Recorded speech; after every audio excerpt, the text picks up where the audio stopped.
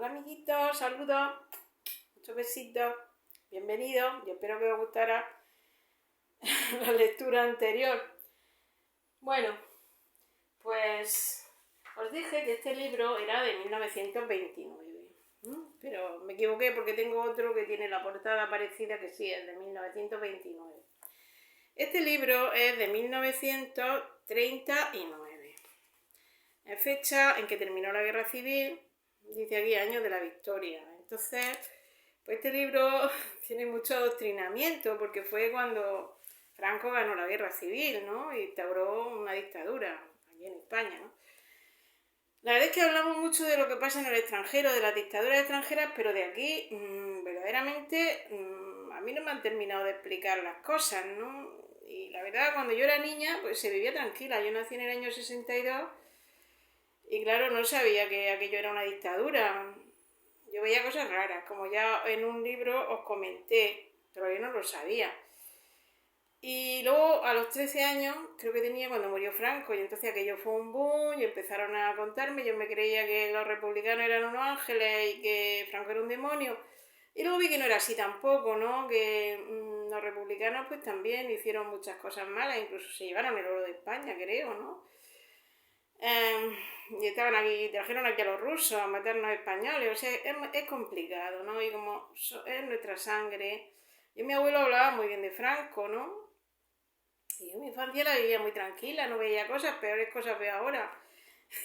Se vivía tranquilo, no te acusaban de impuestos, no te perseguía nadie. Es que al final de la dictadura pues fue una abertura. Es complicado la historia de España, es complicado esas fechas.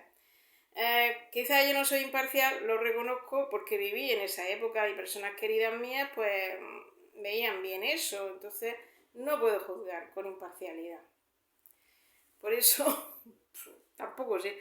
Creo que hubo mucha represión, se mató a mucha gente, se mataron a muchos republicanos después de la guerra, o tuvieron que huir muchos al exilio, muchos escritores también tuvieron que huir, en fin, muchas cosas disparatadas que la verdad que a mí es que no lo termino yo de comprender tampoco la historia de España y no me voy a poner aquí ahora a hablar de eso, ¿no? Cada cual que lo vea como quiera. Bueno, pues esta lectura que he hecho está escrita por un tal Joaquín García y Calvaceta de México, ¿no? He estado buscando por internet y resulta que este era un historiador y un escritor y más cosas, ¿no? Biógrafo de México. Nació en 1825 y murió en el siglo XIX aún, o sea que esto es antiguo, ¿no? Estas cosas son antiguas. Entonces, lo que aquí se cuenta es terrible, porque es un niño que tiene 8 años, ¿no? Y no va a la escuela. Y tiene que estar trabajando como si fuera una persona mayor. Pero bueno, hay cosas dulces que el niño parece que es feliz a pesar de todo, a pesar de todas las escaseces. Indudablemente sus padres no lo tienen así por maldad, eso que esté claro.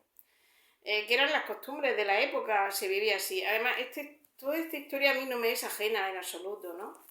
Mi padre nació en el año 1929 y me contaba de que cuando era niño no iba a la escuela. Mi padre no sabía leer ni escribir. Y bueno, mi abuelo era una buenísima persona, no era por maldad de mi abuelo, tampoco. Era que eso era lo que se estilaba, mi padre y los demás, como él, ¿no? Entonces dice pues que tenía que trabajar. Bueno, mi padre no trabajaba mucho, a veces porque, bueno, sí lo mandaba, mi abuelo tenía tierra y lo mandaban a cuidar la tierra, a él y a su hermano. Y me cuenta mi padre una anécdota que dice que él nació en el año 29, que él tendría 8 o 9 años, y entonces se juntó con una cuadrilla de zagales de su misma edad y se fueron al monte a coger leña. Querían trabajar cogiendo leña para ganar un dinero.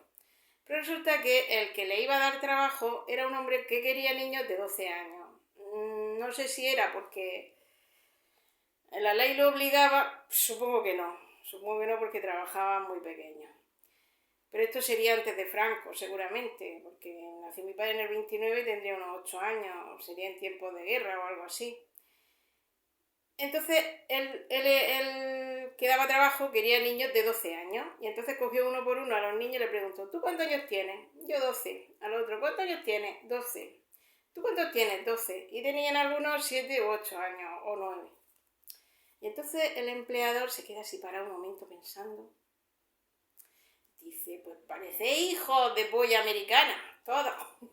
O sea, las pollas americanas, como eran más pequeñas que los pollos normales, dice el hombre, pues vosotros parecéis hijos de polla americana. Y bueno, y les dio trabajo, se pusieron a coger leña pues, para ganar algún dinero, ¿no? Que había mucha hambre en aquellos tiempos. Y era eso lo que se estilaba. Mi abuelo, como he dicho, era de familia de dinero y casi no sabía ni leer ni escribir. Y los viejos de aquella época, eso es anterior, incluso es anterior a la guerra civil, eran analfabetos los viejos de esa edad. Como ya he comentado, los viejos que yo conocí, mi abuela tampoco sabía ni firmaba con el dedo, y muchos viejos, es raro el que sabía escribir.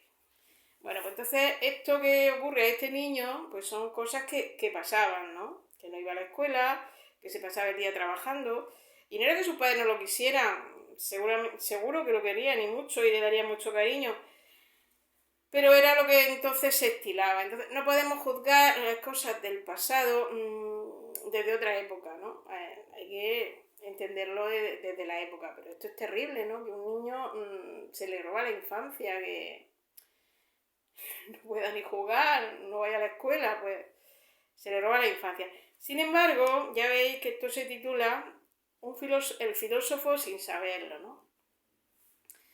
Pues el niño tenía una filosofía de la vida sin haber ido al colegio y siendo un niño tremenda, porque se conformaba, o sea, no se quejaba, no deseaba, tenía un zapato roto y dice, pues tengo otro los domingos, pues no tiene juguetes, no, pero hacemos una pelota y nos divertimos, no tiene ropa, no tiene de esto, dice, no, pero no me hace falta, o sea, el niño se conformaba, no tenía deseos, se conformaba con su destino. Y eso es una filosofía de la vida muy antigua, ¿no?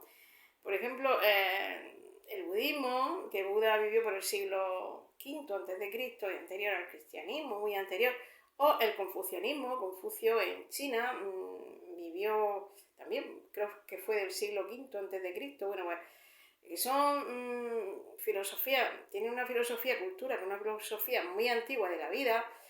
Y el budismo, por ejemplo, y yo creo que el confucianismo también, lo que pregonan es la supresión de los deseos.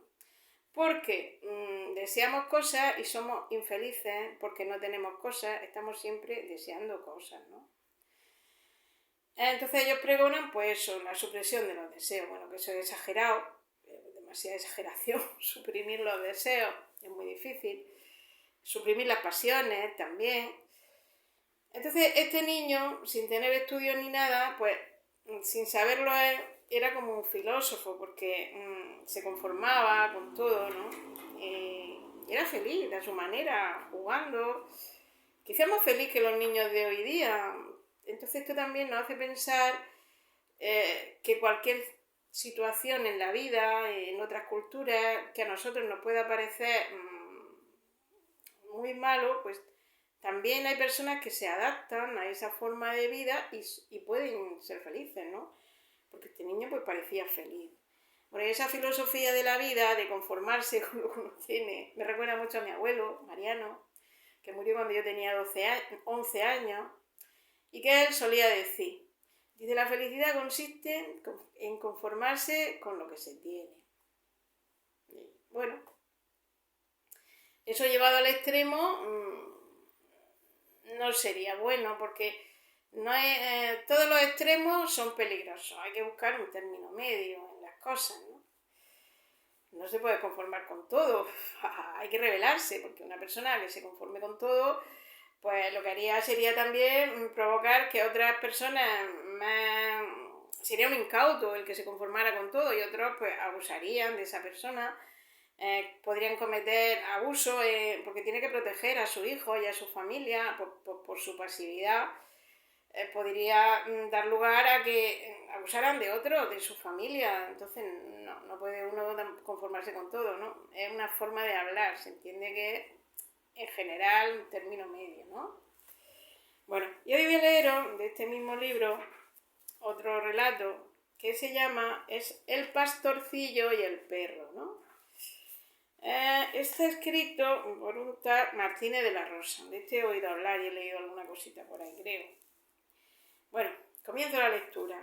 el pastorcillo y el perro. En la sierra de Guadalupe vivía un ganadero ya anciano, que había perdido la mayor parte de sus bienes a causa de la guerra. En términos que solo le quedaba un corto rebaño para mantenerse él y su familia.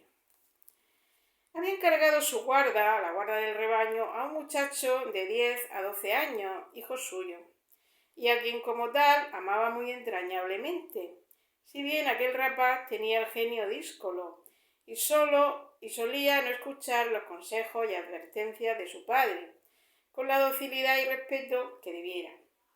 Una de las cosas que más le atormentaban, aunque en sí muy pequeña, era que le hubiese dado por compañero y vigilante un perro de ganado, nacido y criado en casa, a quien todos los pastores de aquellos contornos conocían y acariciaban, porque realmente merecía el nombre el perro, que se llamaba Leal, ¿no? Y al muchacho le molestaba ir con el perro. Solo el pastorcillo, el chico, le miraba al perro con malos ojos, y al menor descuido o falta le daba golpes con el cayado, mostrándose el animal tan humilde y sumiso que lejos de volverse contra el dueño se echaba en el suelo y meneaba la cola, como para desenojarle, y a veces lamía la mano que le había castigado del chico. ¿Para qué quiero yo este estorbo?, decía a sus solas el muchacho. Yo solo bastaría para guardar el ganado y para traer sobre mi hombro alguna oveja que se descarriase. En vez de este torpe mastín, anda y desanda 100 veces el camino y con sus vueltas y revueltas me cansa y me marea. Ni siquiera tiene la gracia y viveza de otros perros que saltan y hacen mil habilidades para diversión y entretenimiento de su amo. Durante horas enteras está echado a mis pies y no parece sino que mi padre le ha dicho al oído que no me pierda un instante de vista. No, pues en llegando yo a ser grande, con la mayor gracia del mundo, le pongo a la puerta y que vaya a buscar refugio a la portería de un convento. Más de una vez había tenido aquel muchacho esta plática consigo mismo, y de tal suerte manifestaba en su rostro lo que sacaba dentro de su corazón, que no parece sino que el buen perro Leal le adivinaba los pensamientos y se quedaba mirándole de hito en hito, inquieto y pesaroso, el pobre perro. Mas aconteció un día, en el mes de agosto por cierto, que estando sesteando el ganado y el zagal, desapercibido, apareció de repente una loba, que tenía atemorizada la comarca con sus muchos estragos. No se sabe si venía acosada de hambre o perseguida por los cazadores, pero lo cierto de ello es que daba tales aullidos como cuando pocos días antes le quitaron sus cachorros. Y apenas la sintió el ganado, se desparramó por el monte, habiendo algunas ovejas tan tímidas y azoradas que se despeñaron por un tajo. El terror del pastorcillo fue tal que se quedó como si fuese de piedra, sin poder moverse ni gritar siquiera, porque el miedo le embargó la voz y el sentido, hasta tal punto de caer desmayado y poco menos que muerto. Mas no fue así con el perro Leal, quien apenas divisó a la rabiosa fiera, en vez de acobardarse, empezó a ladrar con tanta furia que atronaba el monte, colocándose delante de su amo, como pudiera hacerlo un padre en defensa de un hijo. La fortuna de ambos fue que la hambrienta loba pasó como un relámpago junto a ellos en seguimiento de una oveja, dando al paso un mordisco que hizo al pobre Leal una herida en el lomo.